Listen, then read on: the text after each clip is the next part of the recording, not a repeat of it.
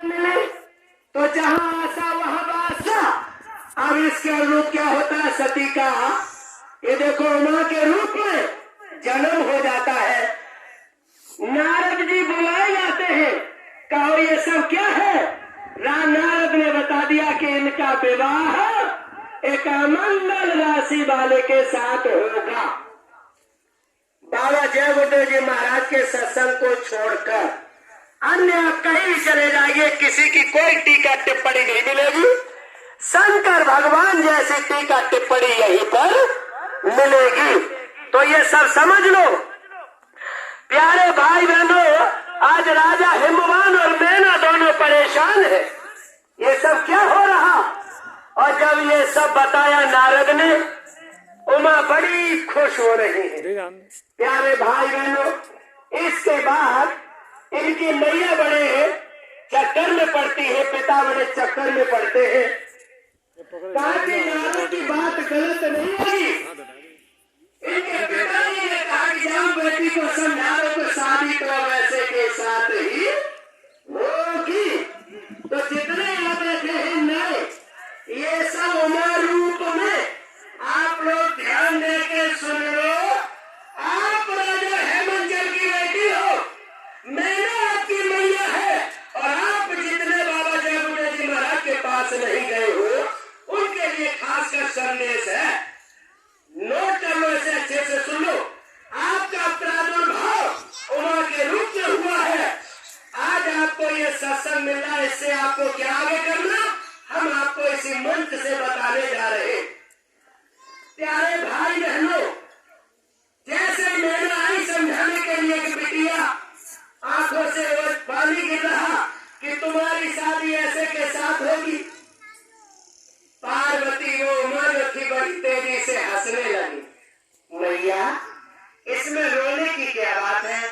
परेशान होने की क्या बात है? बोले मैं और तेरे पिताजी बड़े दुखी और तू तो बड़ी सुखी, ये कैसे? तो उसने कहा उमा ने कि मैया, आज मैंने रात में एक सपना देखा है। एक सफेद पोष में बाबा जी आए थे, उन्होंने मुझे पूरा संदेश बता दिया है कि मां, तेरी शादी उन्हीं के साथ सुनिश्चित है। उठ और जाके तप कर। प्यारे भाई बहनों, जो शब्द सुने मैया ने, मैया की छाती ठंडी हो गई कि धन्य है बिटिया, ऐसे बच्चे अगर घर में जन्म ले जाए तो फिर इससे बड़ी बात और क्या हो सकती है।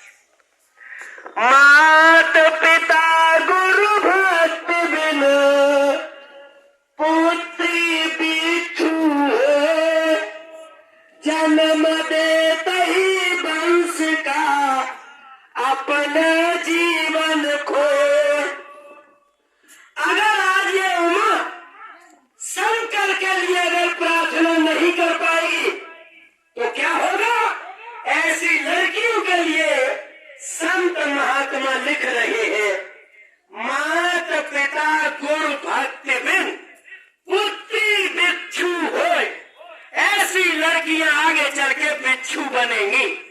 बिच्छू का क्या होता है? इनके यहाँ यानी बच्चे बाहर निकलने का कोई रास्ता नहीं है। बच्चे कैसे बाहर आते हैं? अंदर ही अंदर बच्चे बड़े हो जाते हैं और अंदर ही अंदर पेट काटना शुरू करते हैं।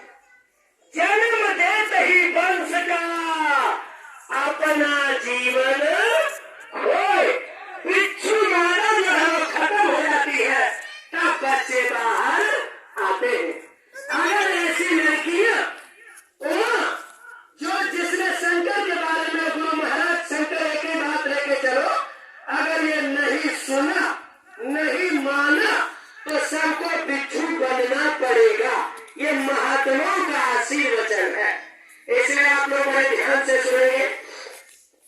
आज उमा कह रही, नारद जी समझा के चले गए, उसी के अनुसार गुरु ने आशीर्वाद दे दिया। तो प्यारे भाई बहनों, आज उमा कह रही कि मैया, हमें बड़ी खुशी है। जैसे मैया ने ये शब्द सुने तो उन्होंने कहा ठीक है बेटी जाओ। आज बिटिया तपस्या करने के लिए जाती है। सभी सत्संगी भाई ध्यान से सुने।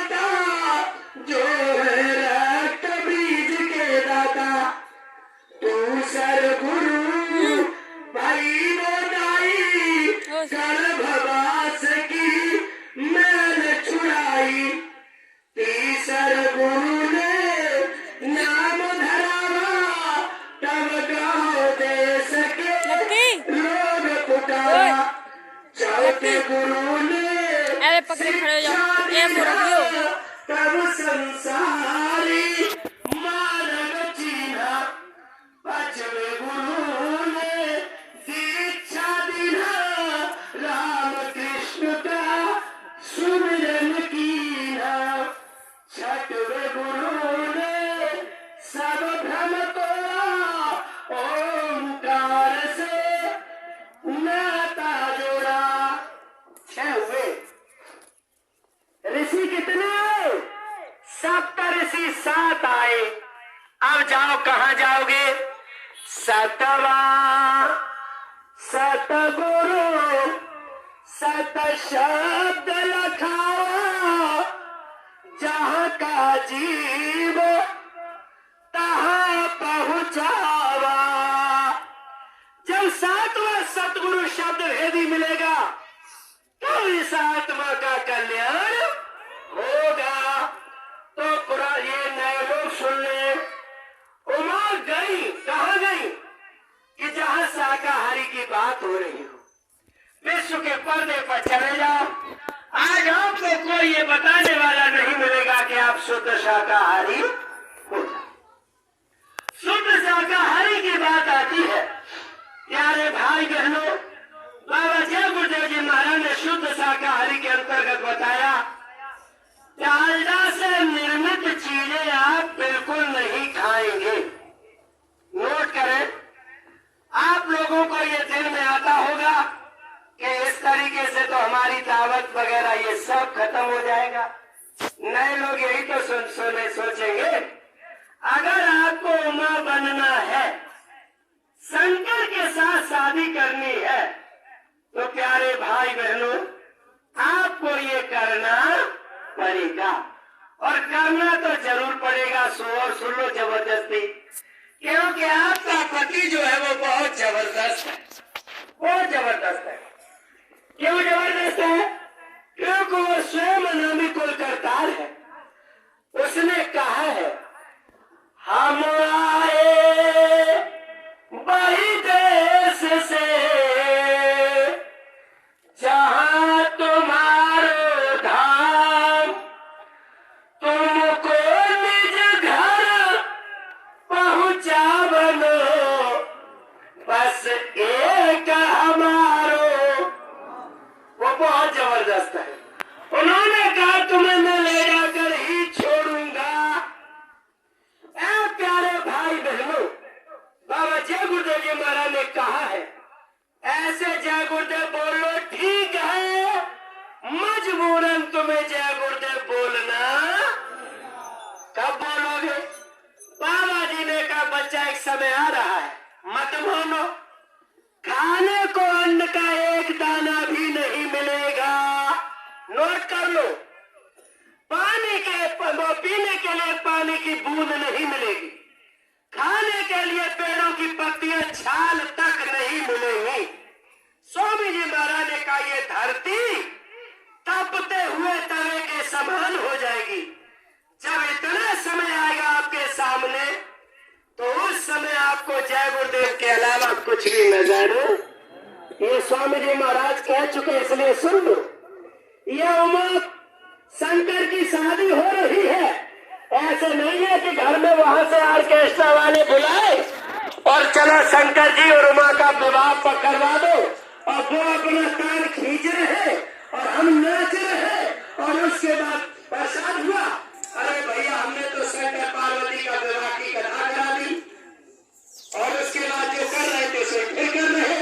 नोट कर लो, उमा शंकर की शादी ये है कि अभी तक जो हम भूल भरम अज्ञान में है, और ये शादी हमें शंकर के साथ करनी पड़ेगी। चाहे पुरुष हो चाहे स्त्री, पुरुष भी उमा है और स्त्री भी उमा है, क्योंकि पुरुष के अंदर आत्मा है, आत्मा स्त्री लिंग है। आज यहाँ बोल के भारद्वाज से कहने लगे कि हे भारद्वाज ऋषि, किस तरीके से उमा को मिले? सारे भोग छोड़ दिए। आज बाबा जय गुरुदेव जी महाराज कुछ नहीं छोड़वा रहे, केवल इतना छोड़वा रहे कि जो गलत चीजें हैं, अखाद्य वस्तुएं हैं, उनका आप लोग धीरे से परित्याग कर दो।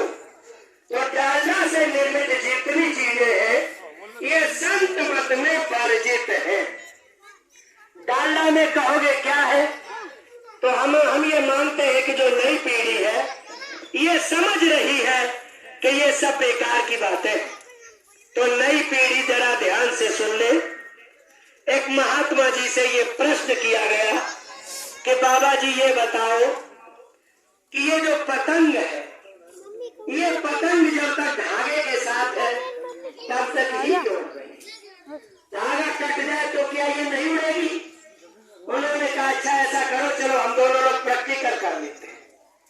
एक पतंग मंगाई जाती है, धागे से पतंग बांधी जाती है, पतंग खूब ऊंचाइयों तक उड़ाई जाती है और पतंग खूब ऊंची गई, धागा काट दिया महात्मा जी ने, पतंग और ऊंची गई। अब देखो जिसने ये प्रश्न किया था, क्या धागे के बिना पतंग और ऊंची नहीं जाएगी, उड़ नहीं पाएगी? अब वो खुश हो रहे कि देखो बाबा जी आप कह रहे थे कि बिना धागे के देखो कितनी ऊंची जा रही है। बाबा जी ने कहा बच्चा धैर्य करो, सब्र करो। जब सब्र किया तो क्या देखा, अब इधर से जो कनेक्शन मिल रहा था वो कनेक्शन टूट गया, पतंग गई ऊंची और धीरे से अब पतंग का ऐसा हुआ डायरेक्शन कि अब बात ज्यादा देर नहीं रुक पाई और धीरे से आके कहां गई, झाड़ और ये झांकर में आके उलझ गई। अब वो पूछ रहे बाबा जी ऐसा क्यों हुआ, तो बाबा जी ने बताया कि बच्चों जिस तरीके से ज्ञान बिना गुरु के नहीं मिल सकता, अंकुश जो होता है इट इज मोस्ट कंपल्सरी। अंकुश अगर नहीं होगा, विशाल का जानवर हाथी हमारे बस में नहीं है। माता पिता इनका सबका अंकुश से छोटे पर जरूरी है, गुरु का शिष्य पर अंकुश जरूरी है। तो जब तक धागे से नहीं जुड़ोगे, मानते हैं कि ऊंचाइयों पर जाओगे, लेकिन ऐसे गिरोगे कि झाकर में उलझोगे, कुछ नहीं कर पाओगे। ऐसे ही आज की नई कलाकारों पता नहीं क्या क्या कर रहे हो, ये कुछ भी नजर